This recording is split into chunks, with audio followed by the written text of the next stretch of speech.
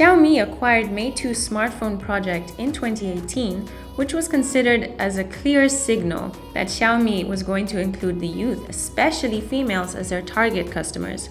Mate 2 is the most famous software producer in mobile beauty experiences in China.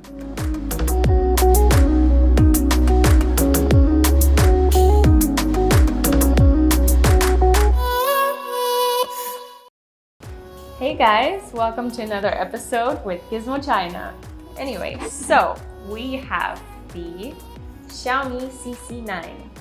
This phone I've spent some time with now this afternoon, a lot, taking a lot of selfies because this has specifically been kind of aimed at women or ladies or the young female generation. And I mean, looking at it, it's pretty nice. It feels really nice in your hand. It's not huge, so for us females with the small hands, it fits pretty nicely in your hand. So we're gonna take a look at the specifics of this Xiaomi CC9 and see what they did to target this towards us ladies. At first glance, both the phones are the most similar if we ignore their rear colors. They both share a similar appearance mainly because of the fact that their displays and rear design are identical. Both the phones feature a 6.39-inch Super AMOLED 2340 by 1080 pixel display up front with a water drop notch. The flagship level display makes the screen to body ratio result to 91%. After comparing detail of these two displays, it's pretty sure that Xiaomi CC9 offers a flagship level display, though nothing surprising if we look at the specs in mid-2019. Looking back to the rear setups, both the phones feature a triple camera setup in an identical vertical arrangement. All these factors contribute to their similar looks. Meanwhile, the back was advertised that it uses a holographic, all-curved design, which did contribute a better hand-on feeling. But similar Mi 9's back, it is also a fingerprint collector. The Xiaomi Mi 9 was released as a true flagship and positioned as a premium product with a bargain price, while the Xiaomi CC9 has a more specific mission. Xiaomi is aiming to portray the CC9 as a fashion smartphone for the youth, especially those youth who admire beautiful appearances and love taking photos. It's also the reason for Xiaomi to call it the CC series, which means chic and cool. In addition, Xiaomi continuously adapts their pricing strategy on the CC9 to expand their market share. But as we mentioned before, how could it please the youth who especially admire the appearance with the only Mi 9 looks? Their solution here is to give more vibrant color options. This time, including the highest Mate 2 version, Xiaomi CC9 got 4 color versions: White Lover, Blue Planet, and Black Prince for standard versions, and a fairy version for Mate 2 version. Although Xiaomi's product manager spent much time on introducing how complicated the vibrant color technology is, it's still an individual experience and preference. So do you really want to have your smartphone shining all the time? Besides chic and cool, the CC has another meaning: camera and camera. As a typical smartphone for youth, Xiaomi boosts their back and front cameras to a top level. However, we can also see it's compromised due to cost control. Compared to Mi 9, it maintains a main camera for most photography, but cuts the 16 megapixels telephoto camera and reduces the wide camera resolution to 8 megapixels. The true improvement is the front camera. It is a 32 megapixel Samsung camera that can shoot photos with a 6560 by 4928 resolution. Probably Xiaomi assumes that CC9's target users were young groups who value the front portrait shooting more. Compared to other flagships, Xiaomi CC9 doesn't present a wonderful dynamic range here, so you'd better turn on your HDR mode here to enhance it.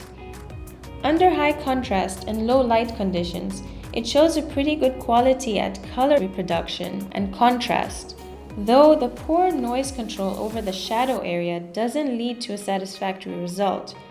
While under a low contrast scene, the noise problem is less obvious and the general image looks pretty good with much detail. Okay, let's look at its night performance. Under most conditions, turning on the night mode can provide you a much more balanced exposure between darkness and brightness. though it would take you about 2 more seconds to generate the final effect when shooting. The darkness would significantly present more detail and less overexposure problems would happen to the bright area. However, sometimes when we have extremely bright sources in the image, it is likely to have some negative dazzle lights, and we asked the Xiaomi whether it's a normal phenomenon for Xiaomi CC9. The answer we got is yes. So, it could be a result of Xiaomi CC9's camera algorithm. We only hope that it could be solved in the following software update. The main camera has a highest resolution at 48 megapixels. From the samples we took, it does include more detail, but at the same time, it takes more of your phone memory. The best usage, I think, is to give you a solution to shoot a zoom-in photo with good detail. All you need to do is to cut the photo manually to your expectation. While for the wide-angle camera, things are totally different as it only has an 8 megapixel resolution. So basically, you would have a wide-angle photo but find some detail going blurry. In conclusion, it seems that Xiaomi CC9 tends to produce a lower saturation image style under low light conditions. But meanwhile, it does boost general brightness significantly through a high ISO, generally at a figure over 3200. About its video shooting, without Snapdragon 855, Xiaomi CC9 can shoot up to 4K 30p video. In terms to a lack of OIS, the video shooting does not reach a good stabilization under most conditions.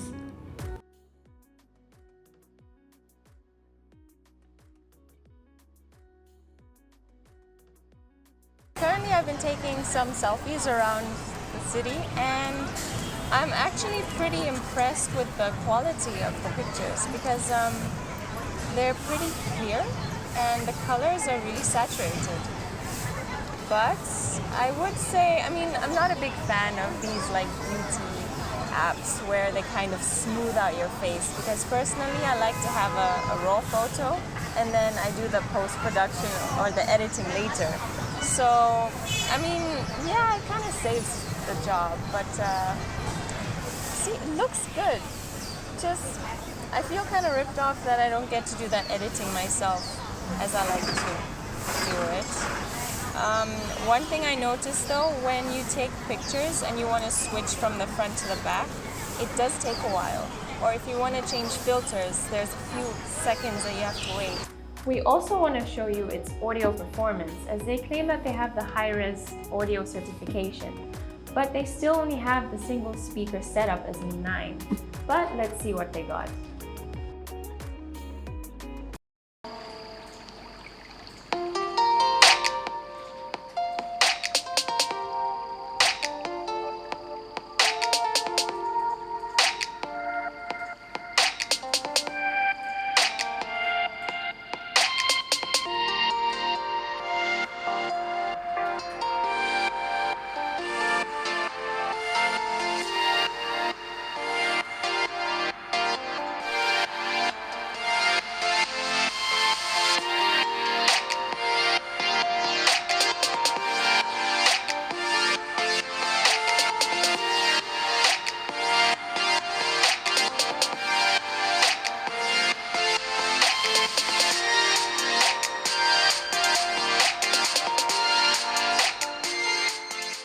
Another feature worth talking about is the Memoji.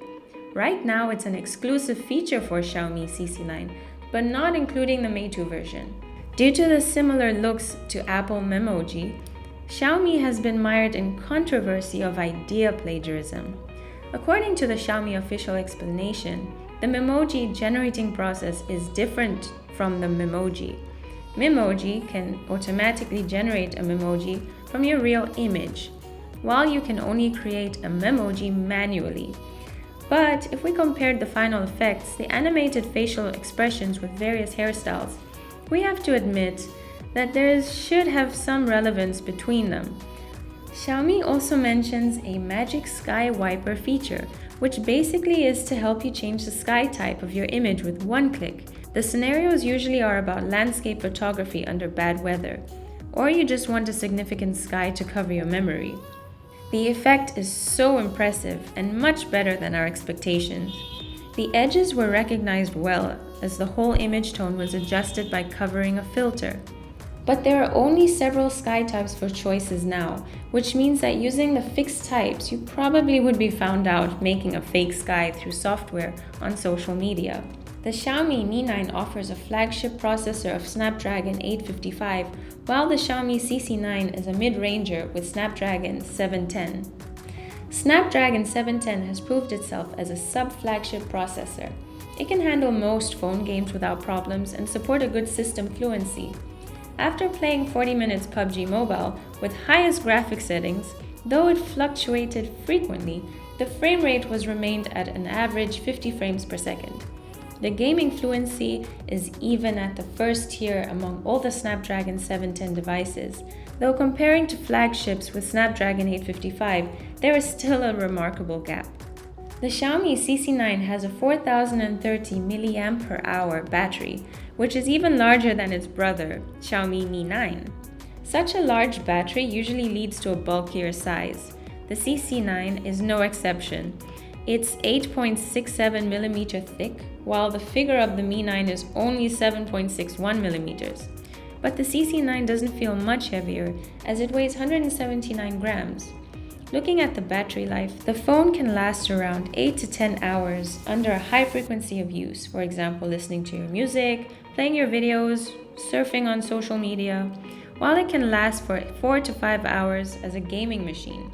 In our test, the Xiaomi CC9 can charge from 10% to 47% with included 18 watts charger in 30 minutes. The test results of the battery life are not bad, but not surprising. Some additional features like NFC and infrared remote controller are very useful and delightful. They are not core advertised features though. These small things definitely increase the user experience and provide a good impression. After experiencing the Xiaomi CC9 as my main phone these days, it's no doubt that the CC9 is a balanced mid-ranger. If we leave the copy controversy and the similar Mi 9 design alone, we are willing to give positive comments on it, but the controversy is objectively threatening the Xiaomi brand image. These kind of controversies have lasted for years. Some critics regard Xiaomi as a plagiarizer among tech companies. Such voices definitely are harmful to the market performance of Xiaomi CC9.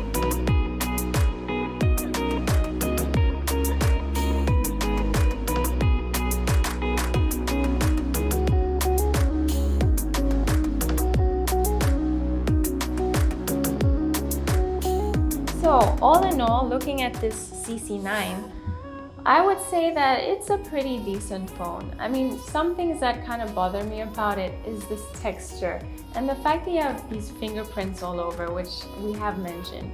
But apart from that, the picture quality is really not bad. Well, I hope you enjoyed this video. This is Gizmo China and hope to see you next time. If you liked our channel or our episode, please hit the subscribe button and see you next time.